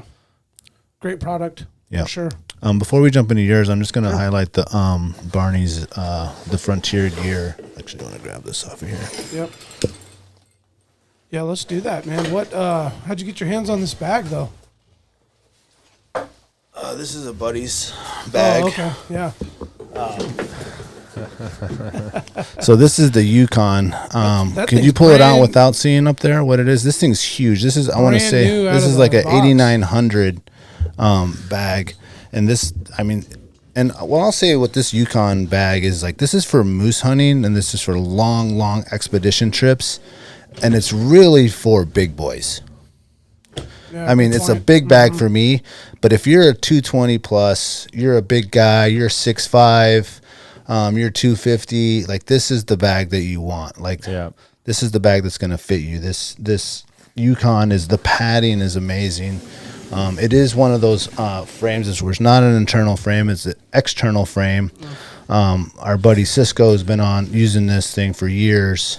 And the padding is really, I mean, look at this padding is really thick. Yeah. So you can have this thing weighed down more than you can carry. All these pockets blow out insanely huge. It has the rifle thing that comes down on the side, so the rifle is not sticking up way high. Yeah. Which is really cool. A little awkward, I think, when you're sitting down and it's kind of really low. Yeah. That's one thing I noticed.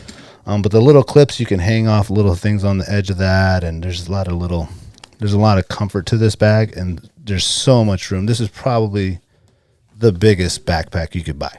Yeah. As far as like stuff in there. And it's pretty damn light. It's still pretty light. Yeah, and it's designed and made from the guy here in Alaska, which is really cool. Yeah. And now he's got the two-tone on this, whereas before he has different colors and stuff like that, and this is now the new two-tone one. But I've been in there where like ladies are coming in and they're like, well, my husband said to get the Frontier Yukon gear bag. Yeah, I've got the Yukon set here. Is 7,900 is cubic inches on this bag. The Yukon? Yep. Yeah, I think it's more. I think it's 89. Well, obviously the website's probably right. Yeah. No, I mean, I feel like it's a lot bigger. It looks bigger. I mean, go off of like Cisco's use in the field. I've seen him taken out 2 years in a row, and the external pack frame fits like something you would never imagine. Like you don't feel the frame on your body. and it carries the weight so perfect center over your hips. The way it's designed and all this thick padding makes it just cush. Like you can't. I mean, he had like coming out. We didn't get a sheep that year, and we were a little bit less on food and not packing the water that we normally have. But he was at least 60, 65 pounds probably coming out of there, and you couldn't feel this pack whatsoever. And that's what said it all to me, was a fully external frame pack that feels like an internal pack, if that makes sense. Yeah. Like it's so comfortable. And this mesh is here obviously for that circulation on your back, so you're not getting super sweaty on there. But once again, I'll just reiterate, if you're a big boy, you know what I'm saying, or a big girl, and you're just a big body. It's just a big body, you know, wide back, tall person, you know what I'm saying? This is the bag for you. Like the comfort level and all that stuff. Like you might look a little funny with the little Stone Glacier, on the big body, whereas this thing is like meant for packing. Well, or if you're 145 pound, really lean, framed out hunter, that's very strong for your size, but you're a small guy, you don't want to go with this pack. It's way too big. I'm sure you can shrink it all down and strap it down tight to make it work. And I'm sure there's some smaller frame gentlemen out there that have packed heavy weight with this bag, but I would say this is going to lean more toward the big hoss. This is big like hoss, the big boy. or really, really long, week plus. Yeah. 2 weeks. Yeah. You're a big guide or something, and we're carrying you and your clients' equipment and gear. And, there's. If you're the guide and you are taking the client and you're the one bringing out the entire animal, like this is the bag. Yep. And then all else fails, you got to throw a quarter in there. The bag is specifically designed to open up to put a moose quarter in it. Yeah, this bag will come on the moose float because it's perfect, and you can see it really smushes down to nothing. But when you got to blow that thing if you up, guys bust off and go get a caribou a mile and a half off the river, exactly, and you got to pack it out, you're going to want to put as much in per load as you can. Yep, and still have the nimble and tight packability to take it in for the day. Yeah, not to the level of the internals that we were talking about, in my opinion, because I think this frame catches on alders, and we were talking about crawling under stuff. I think this is where this one kind of bites you in the ass. Yeah. But when you're planning on hauling a load, you can't beat it. Yeah. And they've redesigned this thing to the point where it's super light, packs a lot, and is very comfortable. So it kind of hits those three main marks. Yeah. Across the board. Looks like it has really great airflow there too. On that back part. Mm-hmm. Yeah, it does. Yeah. Mm-hmm. Yeah, like I said, after that sheep hunt, and I tried your bag on, and you tried my bag on, and I tried this Yukon on. I was like, dude, this is like, extremely comfortable. Yeah, I mean, these things are like you got a three little times. jelly. Oh man, three times as thick as this right here. That stands out right away when you put it on. You're like, holy shit! Like nothing's touching me but pad. Like no frame, no strap, no nothing's like on you. Yeah. You're separated because you have so much thick, and it's not that heavy. Like it looks like a heavy, bulky bag, but it's not. Yeah, I was impressed how light it was. It's very, very light. Yeah. Do you know how many pounds it weighs? No, I'll look it up here. I want to say it rivals all those internals though. Yeah, it's not bad. On weight. I mean, for the Alaska, it's 4 pounds. 4 pounds. That's crazy. Yeah, that's great. I mean, if you're planning on hauling 80 pounds, what's that being 4 pounds? And then you could go into ounces for ounces and all that stuff. But if you're starting off 4 pounds, less than 4 ounces, or less than 4%. Yeah, you're doing really good. Yeah, and that lid is really cool because that lid, this lid is really long, like goes all the way halfway down the bag. So if like you have a big head in there, you can like really cinch that thing down. That's the move right there. Is put a sheep head in that and let those horns. Curl off the side. Yeah. So it has its pros and cons, just like any other bag. We watched them Fort Greeley boys. Man, all those 2 sheep out that trip. Yeah. These two big. You could tell they're big boys. We were watching them. They got 2 rams across the valley from us, and they packed down that night. And the next morning, we happened to have some glass down on them, and we're watching them. And they're big guys. You could tell they're big, muscular, bulky dudes, and they each load their rams in those things and then make the pull up the mountain and to crawl out of the valley they were in. And it was pretty impressive that they got, each one of their full camp, full sheep each. and packed out in one run. Yeah. You know, with that pack. And so what my point is that is like it.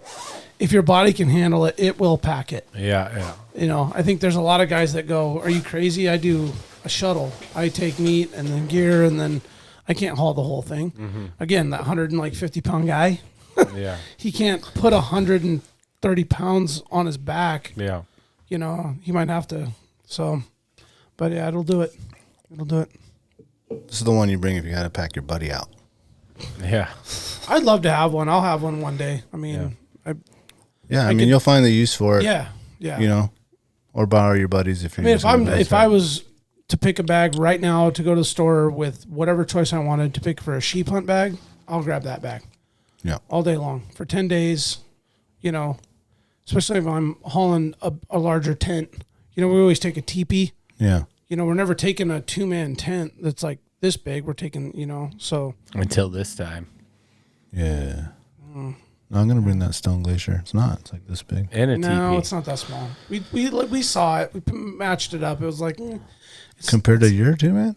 no, that one's pretty big, but I mean it's not that. It's I not was as surprised. small as a teepee. No, So, no, of course definitely not. not, No, dude. no. The I teepee just is- I was surprised. I thought it was smaller, and Yeah. it's still just like it's a still tent. like yeah, exactly. It's gonna be a It's 10. got the poles. It's got the stuff. It still Yeah, has yeah. to be you know Yeah. a certain amount of size But- to fit 2 full-grown men in it. Yeah, but tent, and then we'll have like the nice picnic area under the teepee. Yeah, it's nice to have all that. This Yeah. for that.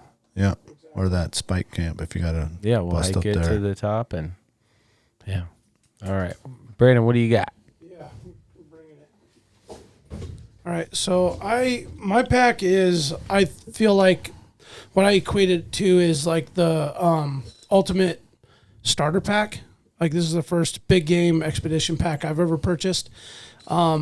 It's as bare bones, dry, simple design. I'll pull it up here in a second, but I wanted to start it off with that by saying if you are not sure what you like, what you want, you don't want to break the bank, you want to spend decent money on a good pack, this pack is a good solid starter to teach you how to backpack hunt or backpack expedition. That's how I feel. Yeah. And this is the Mystery Ranch Marshall 6900.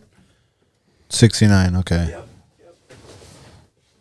And the Sky Talus or the Sky Guide was 79. Yeah. The Sky Talus is 69. The Kuiu is 7200, and the Kifaru was I think it was 72 as well, or 79. 76. I think it said. Yeah, something. Like Yeah, so what I did with my pack today, guys, is I just put some pillows in there before I came in, so I could kind of bulge it out and give you some perspective on the size.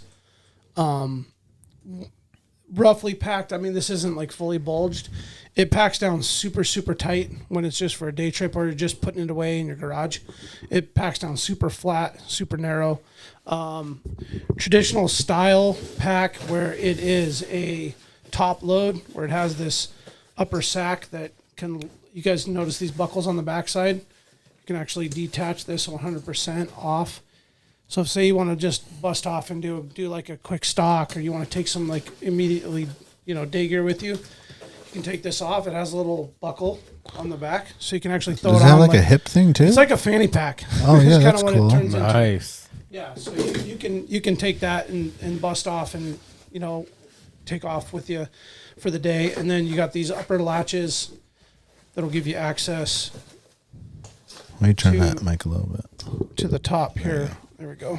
Yeah, it's kind of weird whenever we record standing up and doing stuff, but you guys did actually really good earlier. So that's a top loader. This is just a traditional top load. This is nothing fancy. I mean, the whole bag starts from the top down to the bottom. I'll show you guys in a second. This point down here has a shelf that is Show it to the you camera. can kind of buckle. Kind of awkward. Use Jack's mic. Yeah, no, not going to do that. So it's just kind of weird because it's like I'm on the back of the table. But anyway, from this line down, it has basically a shelf separator. So now this compartment is strictly for your backpack, or excuse me, for your sleeping bag. And then all your other cargo and equipment goes in the top. So all the way from like this high, if you need it to be, down into the sleeping bag compartment. So I'll lay it down. Is there actually here. fabric there that splits Yeah, it? I'll show you.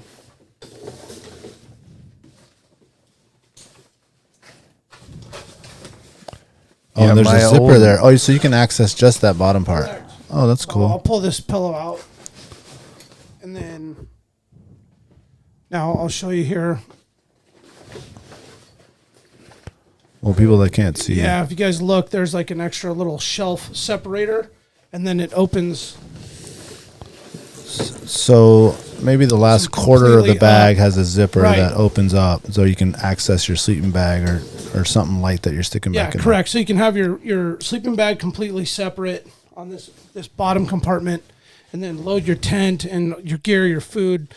Like Jake said earlier, you can put all that stuff you don't want to get to all day right in the middle, and then you can have your sleeping bag obviously down there, and then pretty much have everything I need, quick access on top, where I'm pulling this bag off pretty routinely, just kind of set to the side. It's got my knife. It's pretty much my kill bag is almost in that top section right there.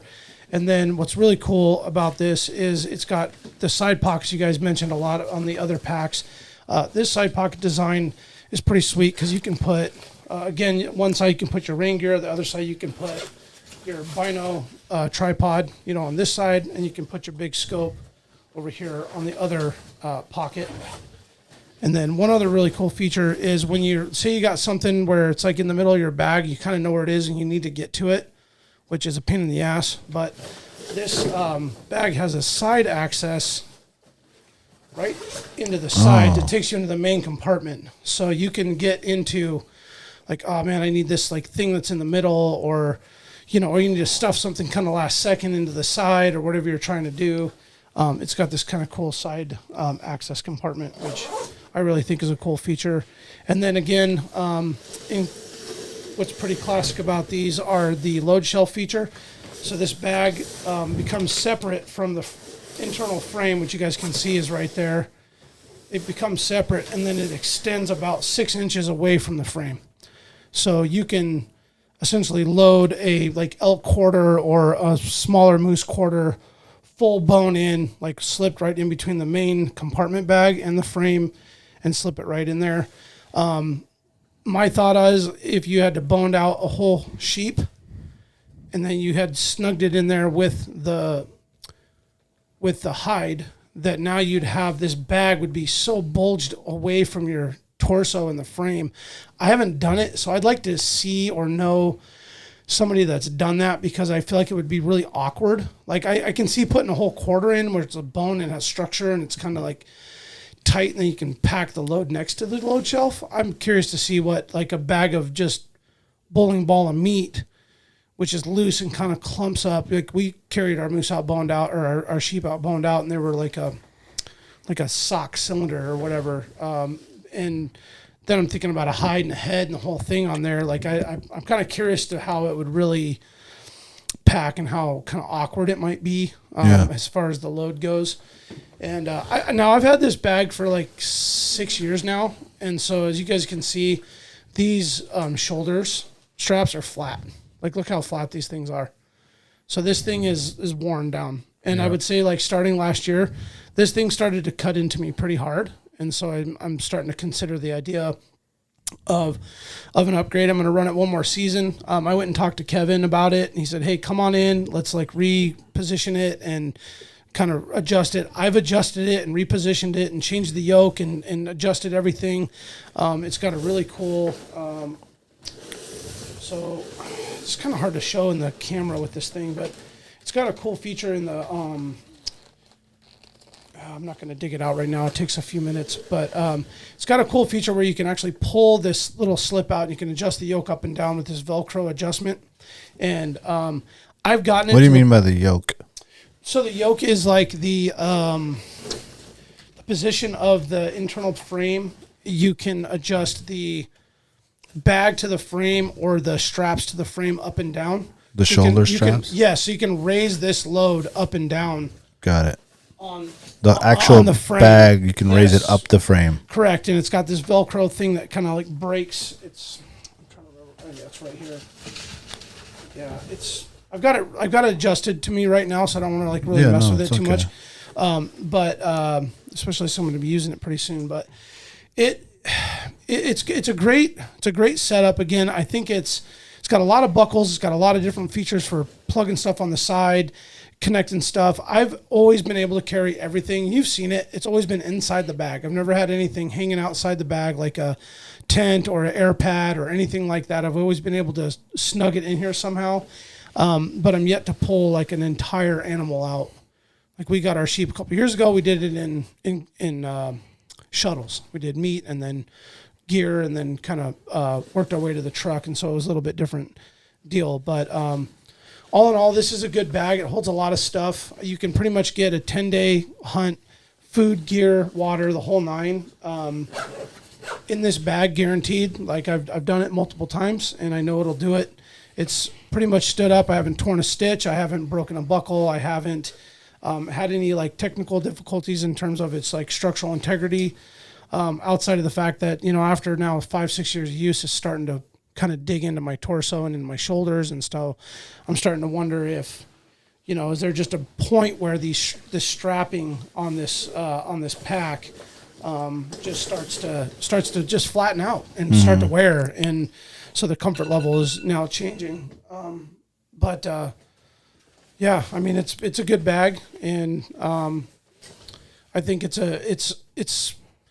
the Stone Glaciers, the Barneys, the Kuius, they're way more technically advanced. They have a lot more compartments. They have a lot more engineering and design that's gone into them, in my opinion. But this is a good go-to. Just want to learn, want to figure it out. I'm a pretty basic guy. I don't bring a lot of stuff. And it checks all the boxes and has all the compartments that you need for it. So nice. All in all, pretty good bag. It looks super solid. Yeah. I mean, it's kind of weird looking, and it's got a lot of like straps and buckles and kind of shit hanging all over it, and it's 4.5 pounds is the weight on this one too, and it's kind of weird because it's 6,900, but doesn't it look bigger? Like it looks like the 7,900 bag when it's full. The whole nine. It's loaded. Got 1,000 cubic inches. It's losing, but yeah, you can still kind of figure out a way to pack it all in there. Yeah. That was always my thought, was that if I had a 6,900, it would limit me from taking more shit than I needed to take. Yeah. Mm-hmm. So, well, that's what they say. The bigger bag, the more stuff you take. Exactly. Yeah, exactly. So, I mean, it's I guess, knowing me, I would pack more stuff. What's the rifle feature you're talking about? Okay. So I don't have it on here right now because I stopped using it. It's a cool feature. I found it to be not as functional as designed, and I'll be honest with that. And on the Mystery Ranch, and before I go too far too, it does have the camelback feature. We're here right in the middle. I'll just pull this old pillow out of here, where it has it's got the CamelBak sock, the sack in there, which Jake had mentioned, like durability and stuff was an issue.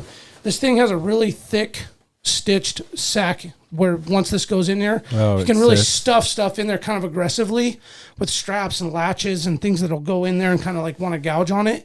It really protects that sack. So I've found that this particular sack that the bladder goes into is really, really strong. And so I feel like that's contributed to less issues with, puncturing the bag and stuff like that. But so what's really cool with this, an accessory on that is that it's got a so if you have a rifle sling, right? So Mr. Ranch has a rifle sling, and I'll pull it up and we can put it on the video for the production later. But it has this traditional sling, very thick pad. Then it's got this little metal latch that goes over, right? So on your sling on your rifle is that, and then on your pack on your left shoulder strap is the female end to the buckle to that thing. So you would have your pack on, and what this is so that you have quick access to your rifle instead of it being strapped to your pack. You can sling the rifle on your shoulder. On your hip portion of your pack, there would be like a little the hip belt. It would attach to the side hip deal here, and it has like a little bar that sticks out. That you tuck your rifle into. Now the the sling has that latch that latches over onto your chest strap. So now it kind of holds your rifle right here. So you're like packing along and your rifle's just kind of held there. That sounds great and all, but when you're really getting after it with sticks and climbing up a mountain or whatever, you shake and shimmy that thing off of that hook.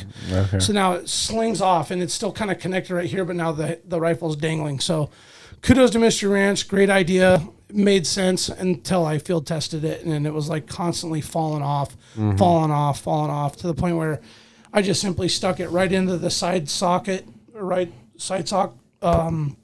pocket, and then just did the 3 latches and then just cinched it on, because it was just, it wouldn't stay. Yeah. You know, but it was a great idea for brush hunting. Like if you're clipping along, you're trying to protect yourself from a bear and you want to have like a 45-70 or something kind of like right there. You know, you might consider that, or you would. I think there's still room for improvement in that whole deal. Yeah. Like how they attach the rifle to get it quick out, like, I but noticed still be not flopping around. Yeah. No one's really doing that. Like no one has yet to. You see everybody packing a rifle on their pack. Like it's lashed on there and it's not going anywhere. And then your protection is a pistol or bear spray, right? Yeah.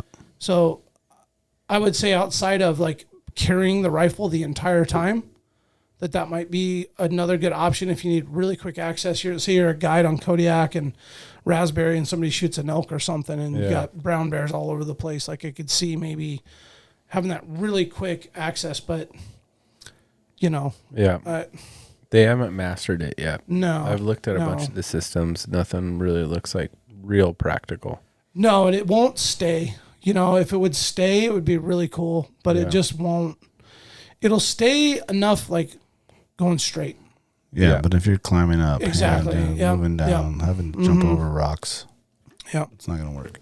Yeah, it doesn't pan out, but cool idea. And the sling's really nice, has a really thick pad, so it's really comfortable to carry your gun all day if you have to do that. But well, if anyone's considering any of these bags, feel free to hit us up if you have any more questions. Like I said, there's more in-depth videos and podcasts about exact features of all the bags. Like we didn't tell you exactly what it's made out of and blah blah blah blah blah. Like we didn't do the video for that.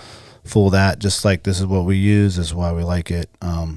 And if you have some more questions about it, hit us up at alaskawildproject@gmail.com. Let me shout out to Patreon real quick before we finish it. Patreon.com/AlaskaWildProject to support. AlaskaWildProject.com for your hoodies and shirts. Alaska Wild is the promo code for Heather's Choice. So if you're trying to get into some of that delicious backpacking food, go to heatherschoice.com and put in the promo code Alaska Wild. Thanks for listening, and be safe out there and stay wild. You'll remember my speaking to you of what I call your overcautiousness. Are you not overcautious when you assume that you cannot do what the enemy is constantly doing? The Alaska Wild Project podcast is brought to you by the following sponsors.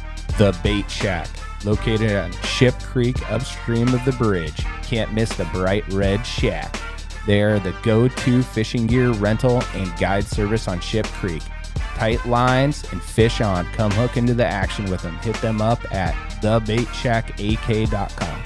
Lawn Pro AK, your year-round professional property maintenance company, providing services such as weekly lawn maintenance, driveway sweeping, snow and ice management, and tons more. Get your free estimate today at lawnproak.com. Anchortown Dogs, located at 4th Avenue across from the old 4th Avenue Theater. Look for the blue and gold umbrella. From reindeer dogs to bomb euros, they've got you covered. Anchortown Dogs, your local gourmet hot dog and sausage cart. Menegato's Accounting, locally owned and operated advisory and tax accounting solutions. Passion, experience, diligence. Learn more at menegatosaccounting.com. Double Shovel Cider Company, located off Arctic and 58th. Handcrafted Alaskan-made cider. They also have a tap room downtown on the corner of 5th and E. Check them out at doubleshovelcider.com. Serrano's Mexican Grill, 2 locations, one on Tudor, one on Northern Lights. The Northern Lights location has their new tequila bar. Check it out. Also see their daily specials at serranosmexicangrill.com. AKO Farms, located in Sitka, Alaska, built from the ground up with concentrates as their single motivation. Find their products such as their sugar wax, full spectrum diamond sauce carts, and more at the Treehouse AK and other dispensaries around the state. Ask your local bud tender about AKO. TheTreehouseAK.com, located at 341 Boniface Parkway. Your all-in-one cannabis and CBD store. Ask the bud tender what the strain of the day is to get your 10% off. The Treehouse, where the culture lives. Marijuana has intoxicating effects and may be habit-forming and addictive. Marijuana impairs concentration, coordination, and judgment. Do not operate a vehicle or machinery under the influence. There are health risks associated with consumption of marijuana. For the use of only by adults 21 and older. Keep out of the reach of children, and marijuana should not be used by women who are pregnant or breastfeeding. Tailored Restoration 24-hour emergency home services, helping Alaskans restore their dreams since 1972. Services include fire, water, mold, post-emergency cleaning, repair, and remodeling.